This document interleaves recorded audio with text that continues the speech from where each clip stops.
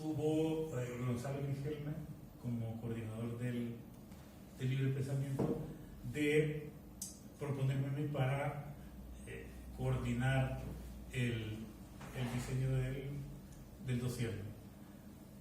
La tarea de coordinar un dossier de estas características es bastante complicada por el hecho de que, como todo el mundo escribe desde diferentes perspectivas, entonces, en nombre de la libertad de pensamiento y de expresión de cada quien, es difícil decir, no, de esto no se puede hablar, de esto sí, de esto no. No, no. Abiertamente hay una serie de artículos que a mí me parecen muy interesantes para debatir, y finalmente se concluye con un poema que es muy bonito. Bueno, no muy bonito, no, es un poco duro. No sé si, Paco, trajiste este libro de poemas, ¿no? Se me había olvidado. Entonces, yo seré breve porque yo solamente hice la introducción, y quizás en la introducción yo quería puntualizar un par de cosas, no ir tan lejos, y luego dejar aquí a mi amigo Samir que se despliegue todo lo que quiera. En primer lugar, yo insisto mucho ahí en la parte referente a la introducción, lo funcional que son las migraciones para el capitalismo. Es decir, que cuando el capitalismo se expande, pues tira de mano de obra, y a partir de ahí pues le extrae donde sea. Y en este caso,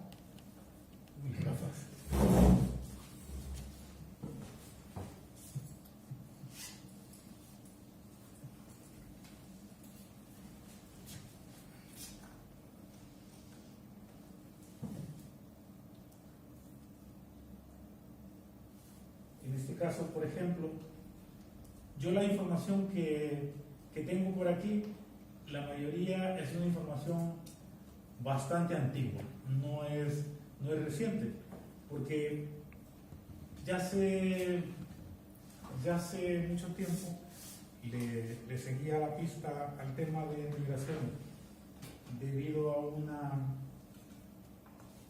máster que hice en la Autónoma, pero luego después ya me he ido dedicando a otras cosas. Y esto que les voy a leer viene en El País el día 9 de septiembre de 2001. Dice: el mayor crecimiento que viene registrando la economía española respecto a los demás países occidentales está siendo posible en buena medida gracias al flujo inagotable de trabajadores extranjeros. En estos momentos, sectores estratégicos como la construcción o la agricultura habrían quedado en parte estrangulados o habrían sufrido un insoportable aumento de los costes de no contar con el decisivo apoyo de representación de los trabajadores extranjeros. Se trata de mano de obra barata, dócil, y de la que es fácil prescindir debido a la inexistencia de derechos laborales en muchísimos casos, todo lo cual contribuye a aumentar la productividad de una forma especialmente injusta. Esos son los tres factores que hacen o que permiten esa ampliación de capital, debido a que es una mano de obra en condiciones de explotación sin tanto problema. Me recuerdo que una vez por allá por Almería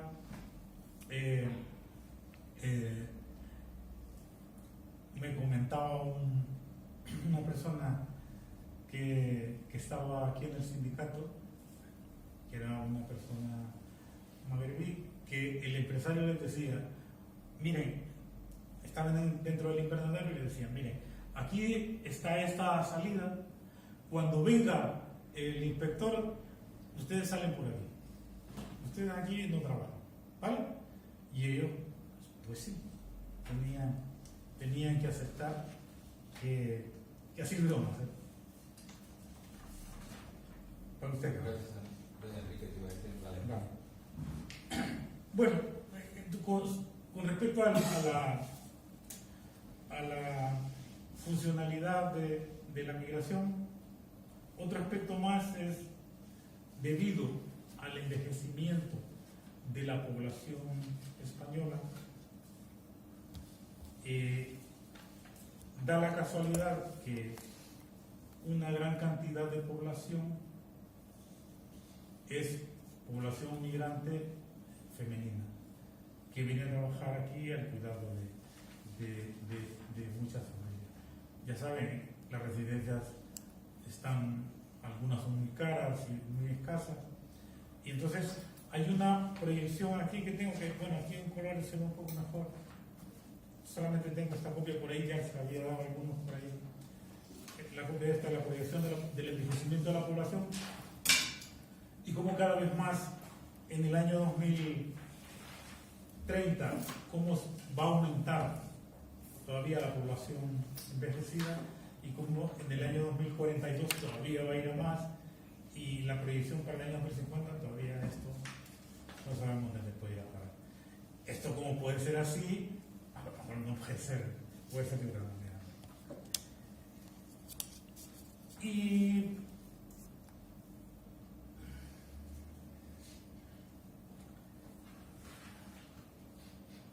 por último, señalar que el crecimiento o la expansión de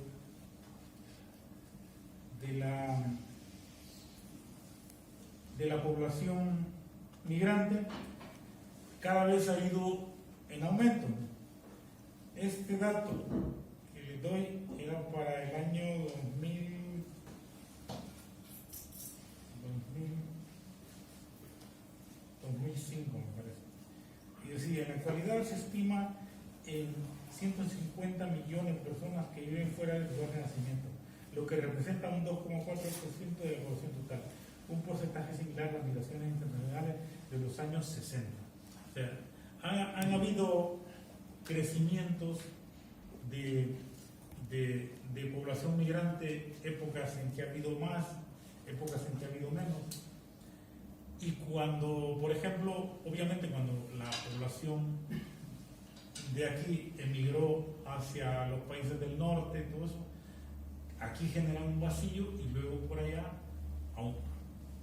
se aprovecha esa mano de obra y hay un aumento de población. Y por último leerles, hay un artículo que se llama 13 tesis y algunos comentarios sobre la política actual, de un señor que se llama Alain Bourdieu, que lo publicó en un seminario francés que se llama Le New Observer, y es del 2 de septiembre del 2022. Y dice, hoy existen probablemente entre 2 y 3 mil millones de personas que no son ni propietarios, ni campesinos sin tierras, ni asalariados pertenecientes a una pequeña burguesía, ni obreros. Vagan por el mundo buscando un lugar donde vivir y constituyen un proletariado nómada que, si se politizara, se convertiría en una amenaza muy considerable para el orden establecido.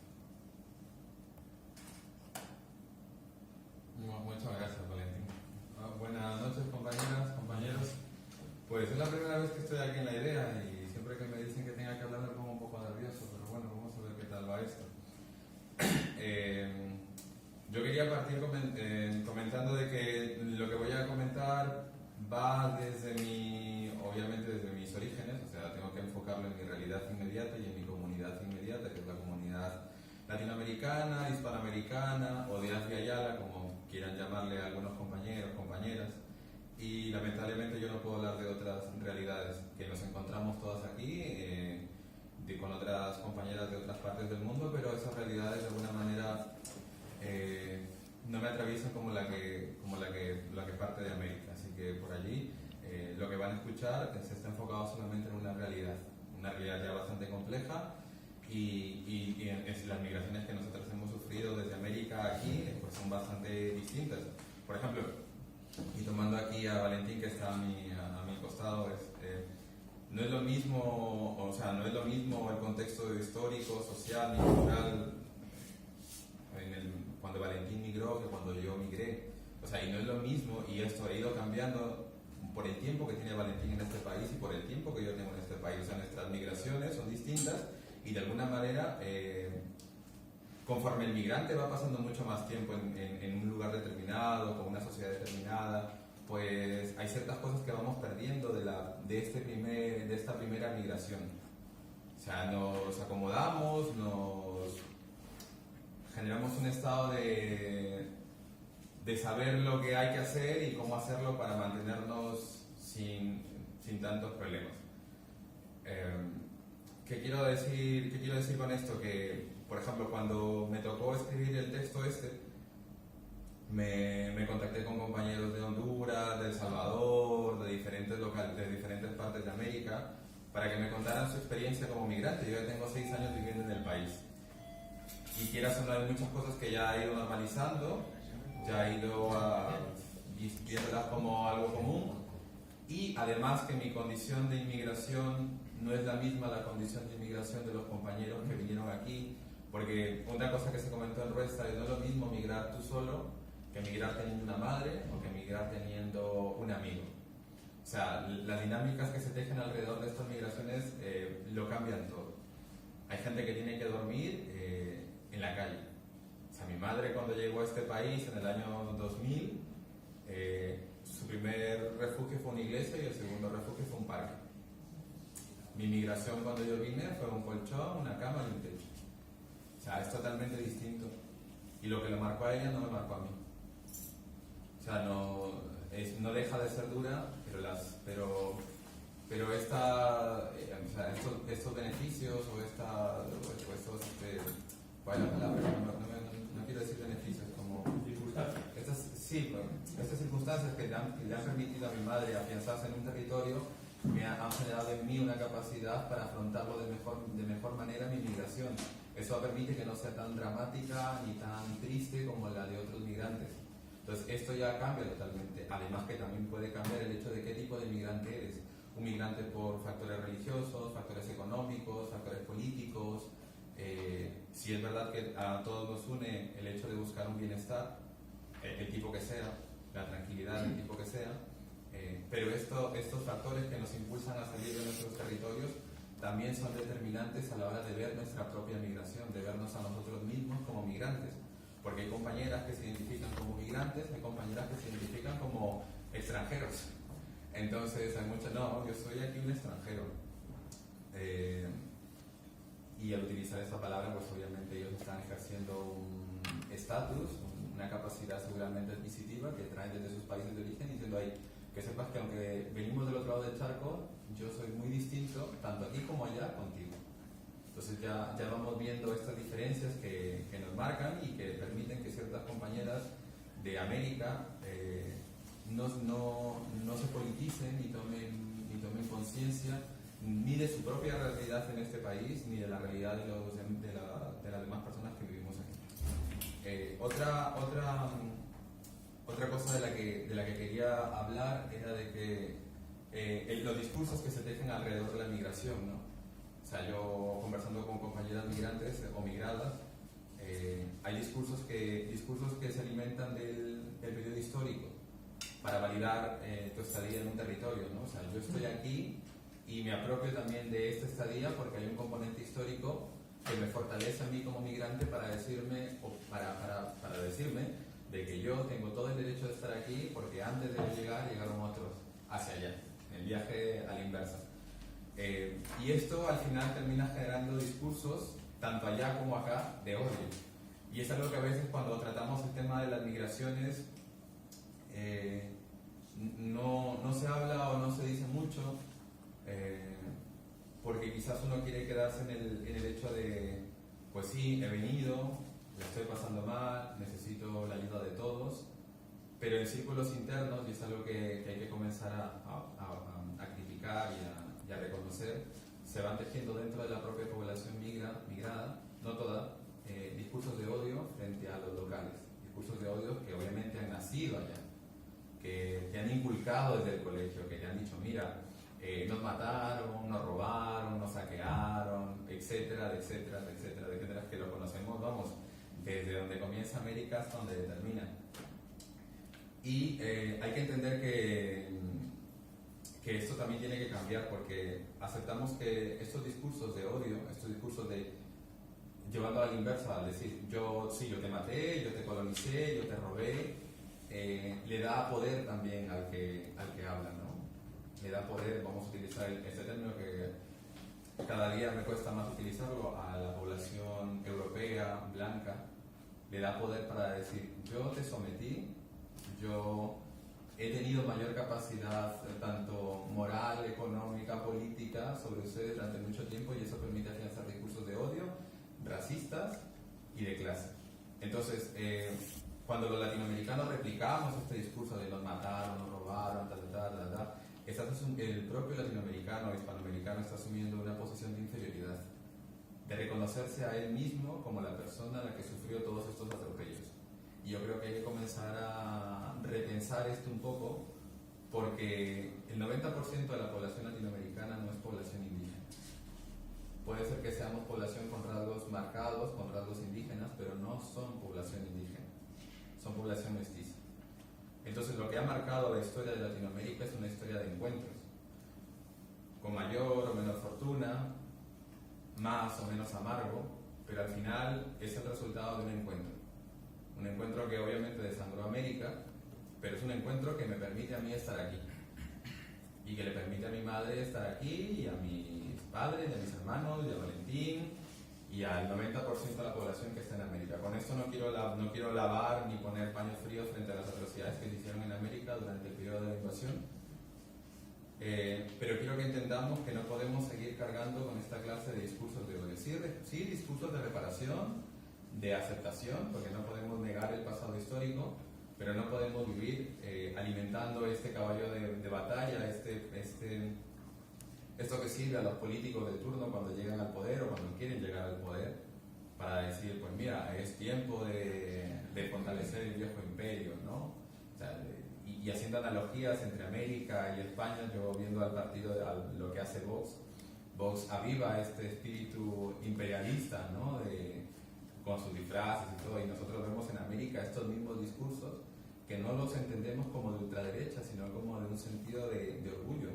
Pero si tú entiendes que todos los imperios han sido malos en la presentación que quieras, quizás porque haya utilizado alguien, el emperador, una pluma y acá, no sé, una lanza, pues han sido todos malos. No, yo creo que, y lo dije en el eco, hay que ser un poco imperofóbicos, o muy, muy imperofóbicos, a la hora de entender nuestras realidades.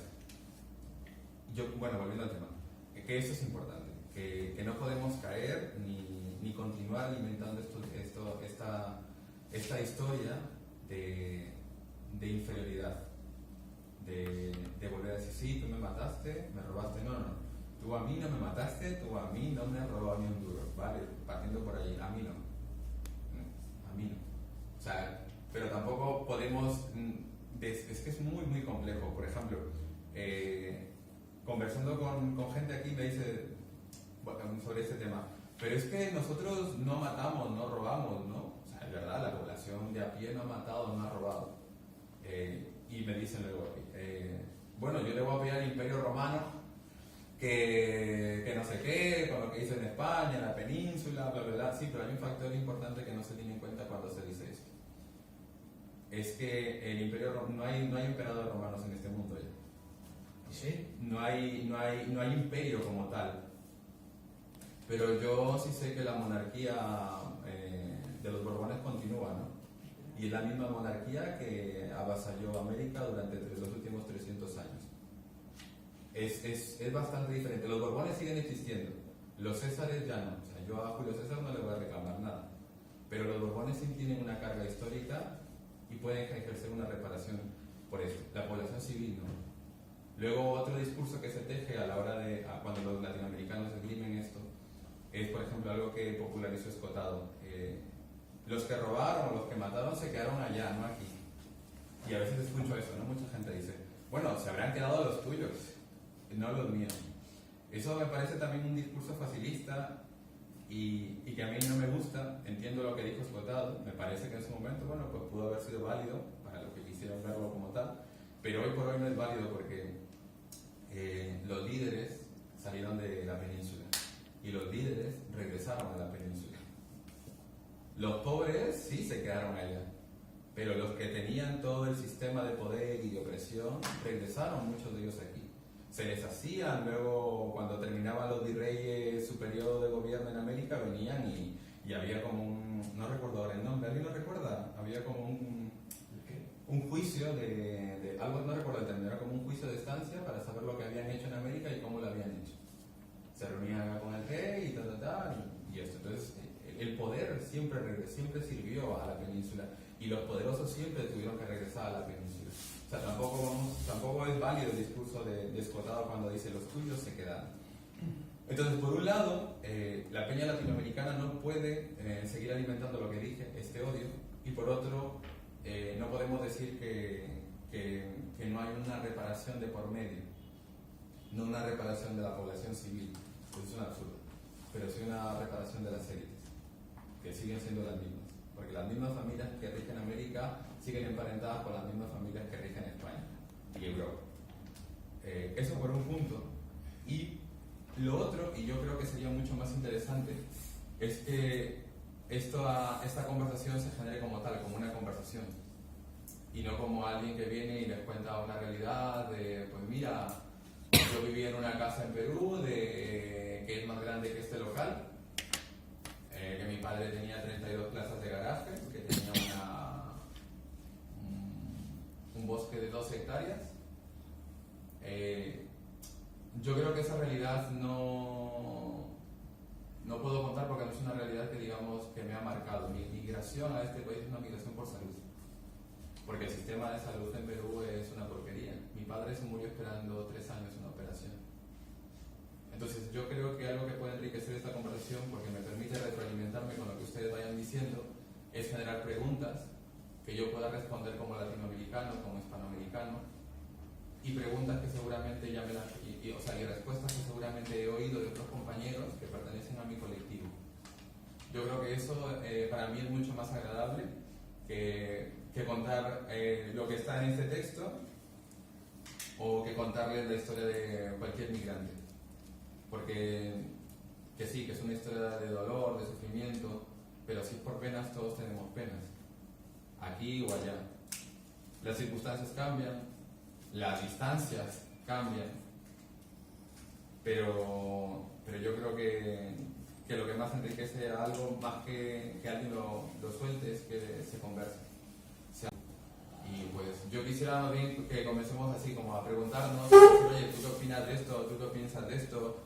¿Sabes? Y yo responderé con la franqueza que tengo en mí, de mi conocimiento, que no significa que seas totalmente válido, pero bueno, aquí estamos para corregirnos, ¿no? Ya. Sí. Vale. Bueno, pues entonces la propuesta es a mí. Yo creo que es interesante también que abramos un turno de palabras. Si alguien quiere tomar la palabra, que empiece, que lo diga y él contesta o, bueno, los demás opinamos. ¿Quién quiere hablar? Todos vamos a hablar. Vale. Bueno, pues dar gracias y particularmente, bueno, como aquí ya tenemos ocasiones de hablar más, y en este caso me voy a dirigir más porque además a mí observo que has trenzado bastante tus palabras. Me han dado una gran alegría en el discurso que has hecho, ¿no? O sea, porque además yo lo pensaba hace tiempo también cuando la última vez estuvimos en Carabanchel, que también hablaste de algo así, ¿no? Pero tal como lo has dicho, de esta especie de borrón y cuenta nueva, es que las personas tienen que estar haciendo eso constantemente. O sea, tenemos que estar olvidando los aspectos negativos, no olvidándolos del todo, pero que no nos afecte, que podamos establecer eso que tú has dicho, esa relación nueva. Porque aquí hay una serie de cosas que son muy simples. El mero hecho de disponer de un idioma común, que hagamos o no, nos acerca mucho más que yo pudiera establecer relación con personas que hablan un idioma que yo no conozco, ¿no? Ya sin hablar de hispanidad de ninguna clase, ¿no? Porque podríamos ponerle otro nombre. lo que yo echo de menos es precisamente no haber sido capaces de establecer unos vínculos populares, no vínculos estatales. No lo envidio al Commonwealth, que es el vínculo estatal que tiene y de dinero que tienen los ingleses, ¿no?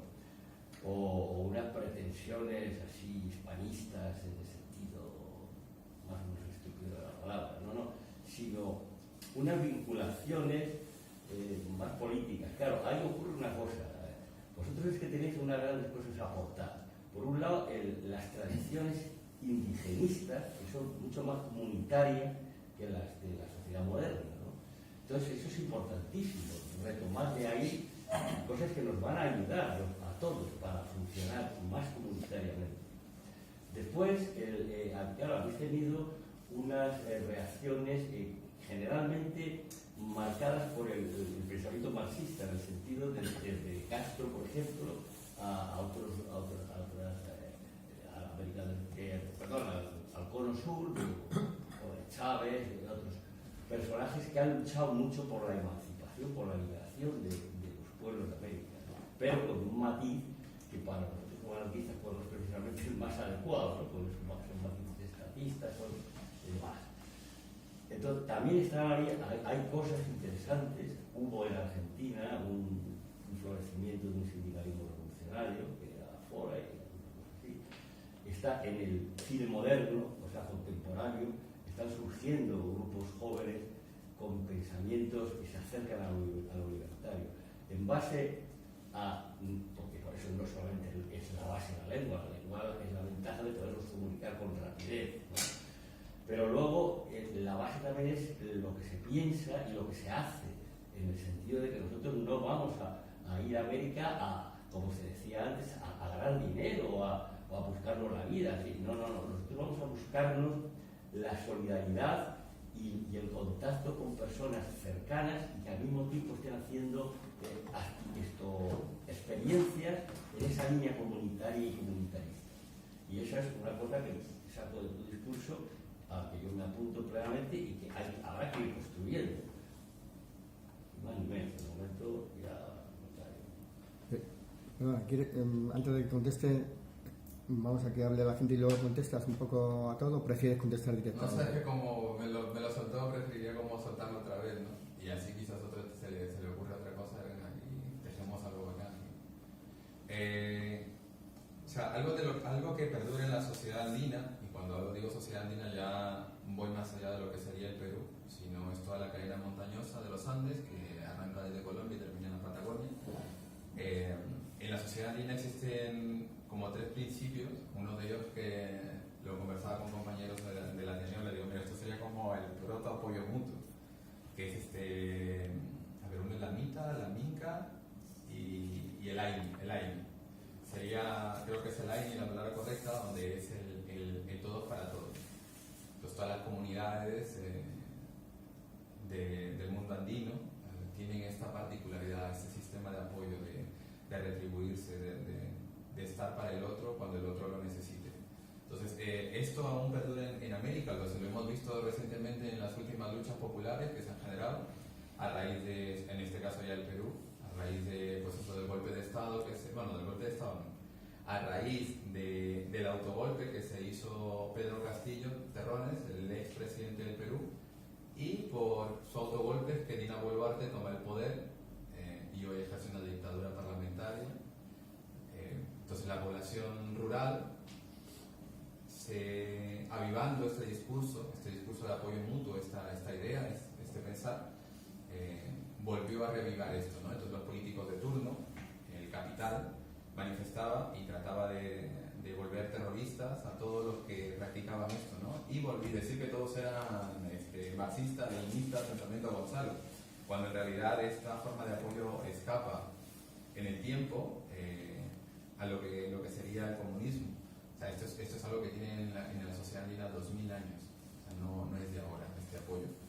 Y luego otra cosa que dijo Enrique sobre las participaciones de América y cómo no hemos podido levantar vuelo como sociedad, no como una sociedad del capital, no va por allí, pero sí una sociedad quizás más igualitaria. En buena medida se debe a que las oligarquías aún han mantenido un fuerte sistema de poder y de opresión, no solamente económico, sino también de poder dentro de los países que existen hoy en América.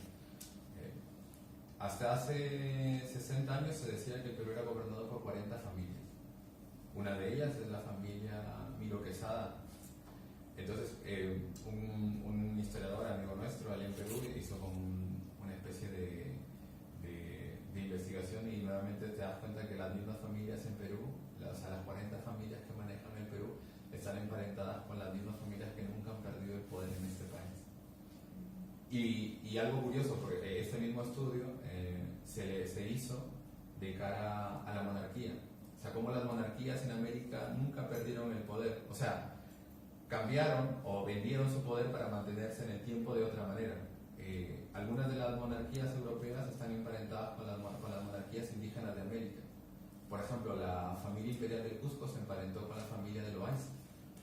Un santo creo que existe, ¿no? El santo... ¿Cómo has dicho? De la familia Loaiza. Loaiza, sí. Hay un santo, ¿verdad? Sí, Francisco de Loaiza. Francisco de Loaiza. Bueno, pues el sobrino nieto de se emparentó con una de las hijas del emperador allá en América. Y esa línea de sucesión ha continuado. Y hoy día es, creo que una de la Casa Real de no sé de qué parte de Europa aún tiene pues esta línea de descendencia con los incas, con los emperadores incas que en su momento estuvieron.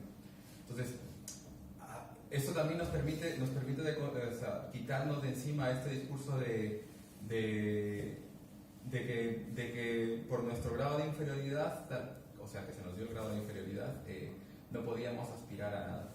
O sea, y cuando digo aspirar tampoco quiero decir que debemos aspirar a emparentarse con monarcas y con líderes que ejercen simplemente opresión con el pueblo, no.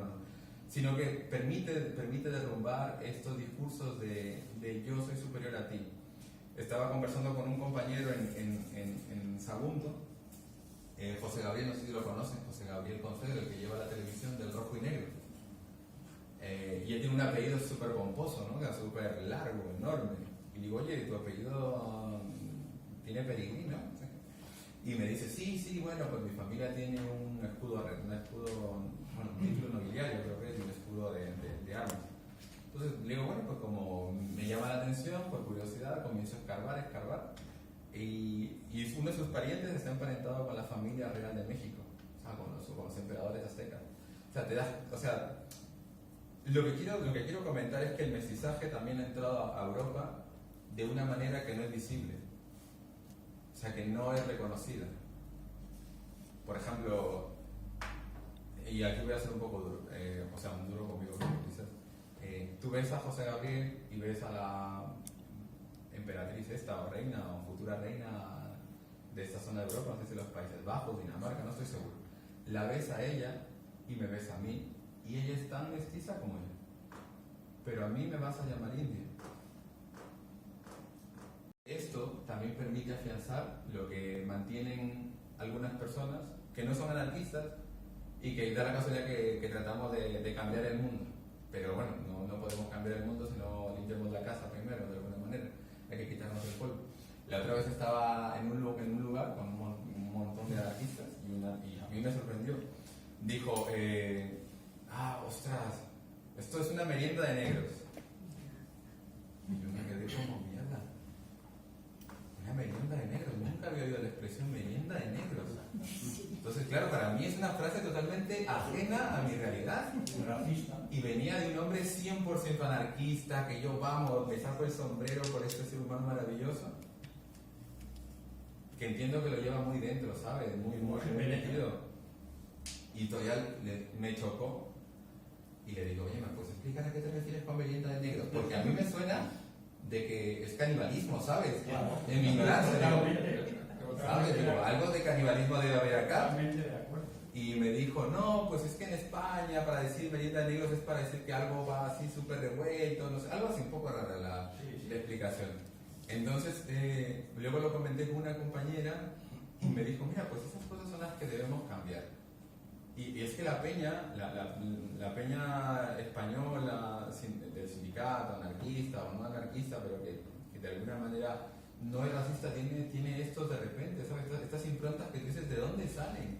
Entonces yo me puse a pensar, a ver, Samir, ¿qué cojudeces has dicho tú en tu perra vida a lo largo de todos estos años que se asemeja a esto? Dijo, bueno, sí, cuando tenía 15 años, cuando tenía 14, con el colectivo gay, quizás, que hoy por hoy, es que no se me viene nada a la cabeza. Y claro, me gustaría tener a alguien que me diga en ese momento, oye, que has dicho una estupidez, tío. Porque si no te la dicen, te la validan. O sea, al no decirte, te validan. Entonces, yo creo que tenemos metido tanto este racismo estructural, porque es un racismo estructural, que no nos damos cuenta. O sea, absolutamente no nos damos cuenta. Tengo un compañero que le quiero con locura y siempre dice, ay, niña. Le digo, deja de decir niña. Es una compañera de 60 años o de 50. Entiendo que él dice, no, lo digo con el afecto, claro. Y no hay ninguna mala intención de por medio. Pero que no haya mala intención no significa que no sea malo. Yo te puedo decir, una amiga, estábamos en una reunión y había un camarero que era blanco, que era paraguayo, que hablaba guaraní, una lengua indígena. Yo soy del Perú, me lees tú como indígena, pero no conozco ninguna lengua indígena. No tengo ni idea de las lenguas indígenas. Y viene este y nos atiende, y mi compañera española de Carabanchel se molesta con él y le dice, pero no le dice en su cara, ¿no? Se lo dice cuando se da la vuelta, le dice, ahí está, este puto manchito de mierda que se demora. Y yo me quedé ahí como, chica, fíjate, o sea, si yo hay trabajo por hacer. estoy aquí, ¿sabes? Estoy aquí, soy tu colega. Y me dice, no, Samir, no lo digo por ti. O sea, uno, me blanquea, que también es un error porque no, chica, no me blanquees. Y dos, que el hecho de llamar Panchito a un ser humano ya ni siquiera está por el color de piel. O sea, antes quizás era por la estatura, por la piel, por el color de piel, ¿sabes? O sea, en este sistema de racismo estructural, como te veo, te trato, pero ahora también entran en juego otras particularidades. En este caso él era un chico blanco que lo ves por la calle y dices, este es europeo, este es español, pero en cuanto hablas se delanta. Entonces para ella, o para esta generación de españoles jóvenes, pues él también es un Panchito. O sea, el forma de entender a lo que ustedes llaman, o se llama fuera Panchitos, también va cambiando. Y hay latinoamericanos que dicen, bueno, tú eres Panchito, yo no, porque tú eres de Ecuador, tú eres de Perú, tú eres de Bolivia. No, pero yo soy de México, yo soy de Colombia, yo soy de Costa Rica, yo no lo soy. O sea, es como una lucha interna de quién es menos y quién es más, quién está por debajo y quién está por encima, cuando en realidad, o sea, son estas cosas en las que tenemos que trabajar para cambiarlo. Estaba en un bar donde todos eran latinos, o sea, todos eran latinos. Esa es otra cuestión que viene para comprender lo que está ocurriendo. Y habían dos chicos que estaban pensando con locura, una compañera que iba a Perú, iba de viaje. Y el chico es hondureño, los dos que estaban ahí hondureños le iban a llevar al aeropuerto a que visite a su familia. Y la chica, en apariencia, no está tan racializada como lo estoy yo. Pues sería como Valente. Y le dice, ay, mi Machu Picchu, te voy a llevar. Y yo decía, o sea, ¿de verdad, tío? ¿De verdad le estás diciendo mi Machu Picchu a una persona a la que quieres? Y me dijo, no, pero no lo digo con mala intención, o sea, no lo digo con maldad. Le digo, no, o sea, tú lo puedes decir, o sea, tú puedes decir que la quieres, pero estás utilizando un insulto para decir que la quieres. O sea, no lo terminaba de entender.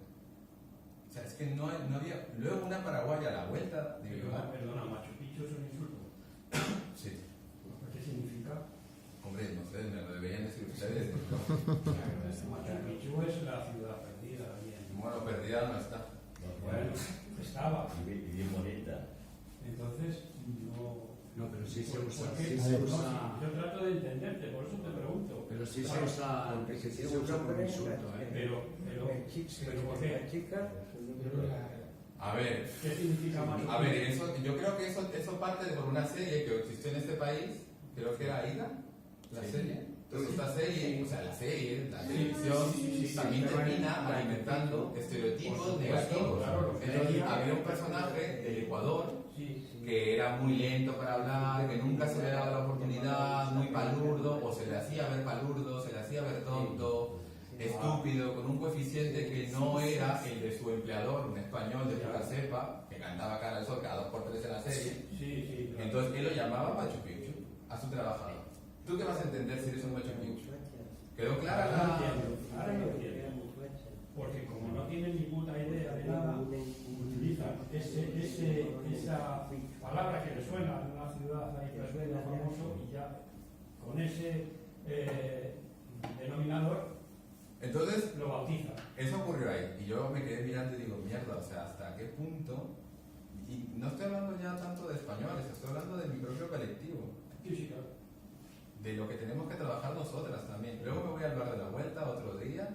Hay un hombre ahí con sus símbolos legionarios, que no le gusta ver latinos, o sea, los odia a los migrantes latinos sobre todo, pero siempre estará mirando el pecho de las compañeras de Colombia. Es un racista selectivo, ¿no? Claro. Y la que atiende es una paraguaya, es una compañera del Paraguay, y da la casualidad que hay un puticlub muy cerca, puticlub de mujeres latinas. Entonces, cuando ellas no han generado un ingreso para el día, van y atienden en el bar. Resulta que la compañera paraguaya, cada vez que desea, cada vez que se siente, que tiene, porque para maltratar a alguien no hace falta, no es el que puede, no es el que quiere, no es el que puede, sino el que quiere también. Ese día estábamos allí y yo estaba frente a la calle y le dice Wendy se llama la chica que trabaja de prostituta. Había un hombre borracho, Wendy trata de defenderlo y la compañera paraguaya le dice, puta panchita de mierda, vete de mi local, ¿por qué te metes? No, Verónica, pero no sé qué, te he dicho que te vayas, sudaca asquerosa, malparida, ta. Entonces, o sea, yo me pregunto a mí mismo, ¿hasta qué punto seguimos comiéndonos malas herencias que se aprenden? Ciertas se aprenden aquí, ciertas ya han venido desde allá, ¿vale? Sí. No voy a decir que no. Pero que seguimos mal aprendiendo y alimentándonos con este discurso que lo único que hace es empobrecernos a nosotros, a los que nos rodean. Este discurso que no ha nacido de nosotros, pero ha nacido para nosotros y nosotros lo hemos hecho nuestro para rasear al otro que consideramos inferior. Y además que la situación esa tan dura y tan de miseria engendra pues eso, situaciones de... Claro, la otra compañera se ve empoderada porque dice, mira, yo tengo un bar, tengo una posición Y tengo un negocio y no me lo vas a hacer. y tú eres una prostituta que no tiene quien la ampare. Y la compañera muchas veces tiene que agachar la cabeza Claro, porque sabe que o es agachar la cabeza o a la calle. o tendrá que dormir afuera en un banco pasando frío, porque duerme dentro del bar, porque le tiene una sábana muy malamente y ahí se apaña. Bueno, y tiene comida. Te doy un tercio y algo para que piques y con eso ya date por bien servido. Por eso, como tú explicabas antes, lo que no entendías en Machu Picchu es que las series, la televisión, los medios, los periódicos, los libros, fomentan esa visión estereotipada. No solamente de los sudamericanos, de los negros, de los filipinos, de todos los inmigrantes, de alguna manera. Lo han hecho de todo, de todo. O sea, yo conozco gente que dice por la calle, mira, ¿cómo se llama? El mondongo, no, bueno, no sé cómo se llama que para, cuando no sabes decirle a alguien que es del África, o sea, de una parte del África, digamos, no sé cómo llamarlo, es que no, mi conocimiento del África subsahariana, pues le dices, bueno, el mondongo porque había un actor en una serie, Claro. que hacía no recuerdo el nombre, digo mondongo porque me suena que es parecido. Entonces, Sí, bueno, eso me ha hecho recordar que en los años 60 aquí en España, comentando eso que tú decías antes de la merienda de negros, fue muy popular una canción de un cantante italiano, Todò Scolà, que hablaba de qué pasa en el Congo. Que a blanco que coge le hace un mundo. ostras, ¿Qué pasa en África? ¿Qué pasa con los guanucos que están como cubas? O sea, es una canción absolutamente racista, porque además hablan mal del mundo, que luego lo asesinaron los servicios secretos norteamericanos o los belgas. sí, pero es interesante porque la ridiculización del individuo, de la sociedad a la que pertenece el individuo, te permite afianzar nuevamente estos discursos de superioridad. De mi sociedad no se ve ridiculizada porque tenemos un poder, una historia que nos permite posicionarnos por encima de ustedes, los que siempre han sido oprimidos, y nosotros el brazo opresor. Tanto, bueno, como lo dije, cultural, religiosa, económicamente. Bueno, y me imagino que acá también habrán ocurrido estas mismas dinámicas dentro de la propia población española, sin salir de sus fronteras. Yo, por ser de capital, pues creo que tengo una capacidad intelectual, moral superior a la que sería de algún provinciano que no sea de Madrid capital. Sí, pero Es necesaria porque se necesita mano de obra, y mano de obra barata. Entonces son fundamentales. Y además sirven para echarle la culpa al migrante. O sea, cubren las dos funciones. Y bueno, pues van a estar de actualidad, Porque estamos si aquí. hay crisis económica, el sistema tiene su crisis económica, es posible que se entre en recesión, que dicen los economistas, pues sobrarán trabajadores. Y evidentemente, ¿a quién se le va a echar la culpa? Pues al migrante. Pero tampoco se trata de hablar del migrante como en plan buenista, porque este país ahora mismo tiene una población muy importante de migrantes, y no todos son trabajadores, ¿eh? Aquí están viviendo muchos sudamericanos ricos, porque claro, montar un restaurante aquí, otro allí, otro más para allá, comprar pisos en la calle Serrano o en la calle Velázquez, pues no está al alcance de la mayoría de los que vienen a trabajar. Luego hay una parte, hay una migración que no molesta y que no hay problemas raciales, porque es rica, es adinerada, no da problemas, esa no da problemas. O sea, es la otra, la que compite con la mano de obra nativa. Esa es, que además no interesa que se regularice, porque si se regulariza pueden pedir los mismos derechos que los trabajadores de aquí. Lo que interesa es que se mantenga la marginalidad, porque es la manera de explotarla. Y esa se da en todos los sitios, ¿no? Y siempre cuando se está mal, pues es bueno tener un chivo expiatorio. El chivo expiatorio es ese, pero no los sudamericanos, ¿eh? Los sudamericanos estáis un escalón por encima. Hay otros que curiosamente los tratamos peor, que son los árabes, cuando resulta que la mayoría tenemos más de árabes que de sudamericanos, porque los árabes estuvieron aquí un montón de siglos, y porque si nos ponemos de perfil, tenemos el perfil de un árabe. Coño, el mismo Abascal tiene una cara de árabe que te callas, pero es que si coges su apellido, Abe, todos los Abe son de origen árabe, no digamos ya Julio Anguita, pero bueno, ese como era andaluz, pues vale, ¿no? Pero quiero decir que aquí, además, hay una manera de tratar las cosas. Decimos que estuvieron los romanos, que estuvieron los visigodos, y cuando hablamos de los árabes, que son los que nos caen mal, decimos nos invadieron. Coño, nos habrán invadido todos. O solo nos invadieron unos, nos invadieron todos, ¿no? Entonces, pero yo creo que el problema racial, el que está es el problema de clase. Es el problema de que unos están arriba y que los oprimidos, en lugar de tratar de unir fuerzas para cambiar ese sistema, y mientras lo cambiamos o no lo cambiamos, de ser solidarios, pues competimos unos con otros. Y además no es un problema solo racial, porque también en el País Vasco los inmigrantes que tenían DNI, que eran de aquí, eran maquetos. Y en Cataluña eran charneros.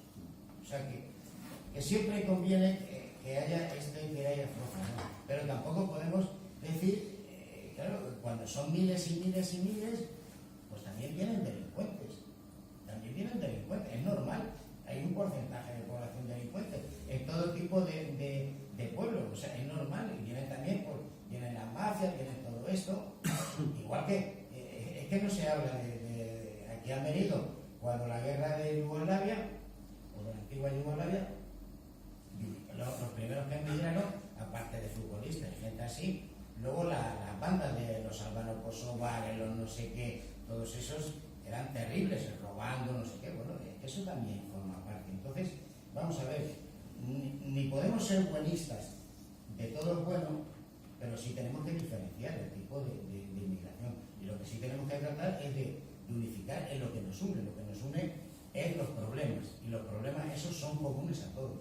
Tienes problemas para pagar un alquiler, y yo también lo tengo. Tienes problemas por encontrar trabajo, y el otro también. Y esa es la cuestión. Además, son problemas que se van a agudizar, porque unidos a los problemas que ya tenemos, de guerras aquí y allá, que obligan a la gente a marcharse, está también ahora la crisis climática, que puede hacer que haya movimientos tremendos de población, ¿no? Ahora se habla de que si Holanda sube el nivel del mar, ¿de dónde coño se van los holandeses? Claro, es una inmigración diferente, porque es con dinero. Si son ricos, por ejemplo, ahora hay 2 inmigrantes que se apellidan Zelensky y están en Madrid, eso no va a dar problema, han venido con dinero. 2 hijos de Zelensky ya están aquí, ¿no? Entonces, son diferencias que hay. Pero yo creo que el problema que se avecina es ese, que ahora los problemas se van a tratar de focalizar en esa inmigración, que claro, te disputa te puede disputar el puesto de trabajo. Hay que reconocer que si vamos al bar de la esquina a buscar trabajo, y yo voy y digo, no, yo quiero cobrar pues el salario de hostelería, del convenio, y va otro y dice, no, yo es que como no tengo papeles, pues lo que usted me dé. Pues claro, hay una competencia, pero una competencia que está propiciada por el propio sistema, porque bajan los salarios, y entonces interesa. Bueno, yo lo dejo ahí. Bueno, voy a contar, ya que has contado muchas anécdotas, voy a contar alguna anécdota. Mi hija, cuando era pequeña, pues yo tengo una vecina y un sobrino suyo, bueno, adoptó un niño negro. Negro porque era negro, ¿no? Y entonces... entonces la vecina... Era porque era negro, no porque la habían disfrazado. No lo habían pintado. Era negro de verdad. Y entonces dice a la vecina, oye, ¿a vosotros os importa que juegue mi sobrino, el niño que adopta mi sobrino, con tu hija? No, ningún problema, y tal. Y total, que mi hija Marina pues, jugaba con el niño, merendaban. Esta señora, yo encantado, pues me quitaba a mi hija, que es muy pesada, sigue siendo muy pesada, pues me la quitaba un rato. Ahora me la llevo al cine, ahora me la llevo a merendar. Y un día viene mi hija y dice, me han dicho las niñas que Nicolás es negro. Porque ella no se había dado cuenta. O sea, el tema racial lo tenemos aquí, es un tema cultural. No es que no era negro, era un niño con lo que jugaba, que se llamaba Nicolás. A mi hijo le pasó igual en el cole. Tenía una compañera que también era adoptada, pero era hindú. Y entonces viene un día y me dice, mamá, no me acuerdo cómo se llamaba, es negra. Me dice no sé quién que esta niña es negra. Digo, ¿y qué? Dice, no sé, ¿qué? Yo cuando iba a cuidar a mi madre, que estaba ya toda tarde, me ponía la tele y salía el Telemadrid, la locutora esa que es fascinante. Ah, sí. La veía y Sí, decía, sí, sí. ¿cómo puede ser que contraten a gente negra? Yo le decía, pero si es española. Claro. ¿Cómo va a ser española si es negra? El mecanismo... Es interesante, no solamente el hecho de que se veas negro, Sí, sí, sí. o sea, Sí, sí, sí. no solamente es Es una postura de misionero. el color de la piel, sino lo que significa el color de la piel. No solamente, por ejemplo, Victoria Santa Cruz, una mujer afro, explicaba algo así como lo que acaban de decir ustedes, que no era solamente el hecho de saberte negro, sino lo que significaba ser negro. Y ella lo entendió de una manera muy dura. Victoria estaba jugando con sus amigas, todas negras. Y vino una niña al barrio que era rubia. Y todas las niñas querían jugar con la niña rubia porque la veían como algo exótico también a ella. Entonces, para este juego, una tenía que salir. Victoria había crecido con todas estas niñas desde siempre. Y le dicen a Victoria, tú no puedes jugar. ¿Por qué? Porque ha venido ella y nosotros ahora queremos jugar con ella Sí es verdad que las demás niñas eran negras, pero Victoria era de un color aún más profundo. Y ahí Victoria relata en sus memorias de que ahí no es que no supiera que era negra, sino que supo lo que significaba ser negra. Y eso la marcó para toda su vida. O sea, me acaban de recordar un poco lo que acaban de decir, esta anécdota de Victoria Santa Cruz, que ya murió hace mucho la compañera. Y otra cosa que me llama la atención, y esta es una pregunta que yo se las hago a usted porque no tengo la respuesta. Estaba conversando con una compañera que es de Marruecos y me dice ella, siempre se habla de ustedes los latinoamericanos, que tienen mucha relación con la cultura española, que es el idioma, que es la religión, que allá. Pero la verdad es que nosotros los marroquíes tenemos más similitudes con los españoles, más cosas en común que ustedes. Y yo me quedé como, no puedo responder esa pregunta porque la sociedad marroquí la desconozco. Sé que hay un monarca ahí, otro asqueroso. Sé que parte del desierto, Perú también, pero más allá de eso no sé. Entonces mi pregunta, esa es la pregunta que yo les hago a ustedes, porque cuando las vea quisiera tener algo que decir. ¿Hasta qué punto, y no es una competencia de quién tiene más o quién tiene menos, sino ya es por saber cuáles son los vínculos? Obviamente hay un vínculo colonial. Hombre, evidentemente hubo una gran migración cuando los cristianos avanzaban sobre Al-Ándalus y empezó una gran afluencia de gente de Al-Ándalus al norte de Marruecos. Luego ya con la expulsión de los judíos aquello fue mucho mayor, ¿no?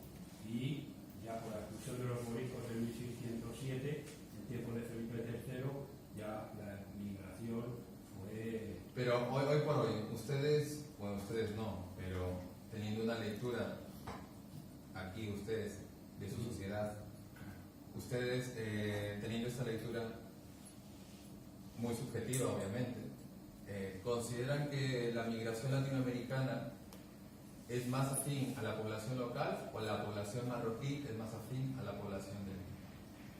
Bueno, pero los latinoamericanos es más afín a la población. Nosotros, el de Marruecos, es un tema religioso muy importante, que son bastante religiosos y el Islam ha definido su comportamiento.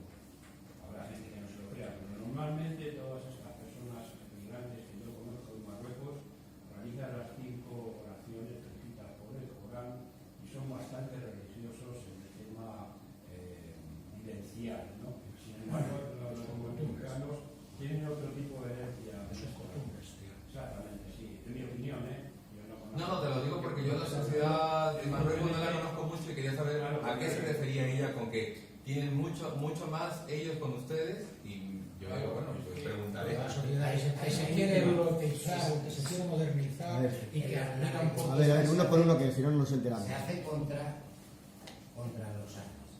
Entonces, una vez que se recupera a Granada, digamos que hay como una reafirmación contra el otro. De hecho, las procesiones de Semana Santa de Andalucía solo se pueden explicar como una reafirmación de que somos cristianos frente al otro que se ha ido, ¿no? O sea, se hace, yo creo que parte del folclore, la fiesta de moros y cristianos y todo esto son reafirmaciones en contra de lo que hay. Pero, al revés, a nivel de comidas, a nivel de folclore, el flamenco tiene muchas raíces, con la música del norte y a nivel físico tenemos bastantes parecidos. O sea, no sé. Pero sí hay una gran reafirmación, una limpieza, el no querer identificarte, la limpieza. Por favor, hágame no, porque es al que he echado, es el que me has preocupado, pero es el que ha hecho las grandes ciudades, los grandes cultivos, etcétera, etcétera, de los cuales todavía somos, y buena parte del vocabulario, de las palabras que utilizamos son de origen árabe. Sí, claro, que almohada, raíces. Hombre, no, se puede decir todo. A ver, es que desde otro lugar de Latinoamérica. Cuando yo vine a Madrid y Canarias, vine con 18 años, todos mis amigos de la facultad, amigos y amigas, éramos latinoamericanos o canarios, porque con los godos, nosotros llamábamos a los de aquí godos, con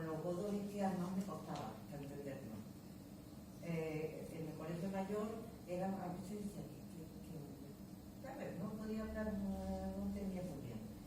Y era como otra cosa distinta, sino con gente latinoamericana, si había una afinidad. Eso lo digo por la afinidad que pueden tener los latinoamericanos con los otros, por la misma que tenemos en Canarias.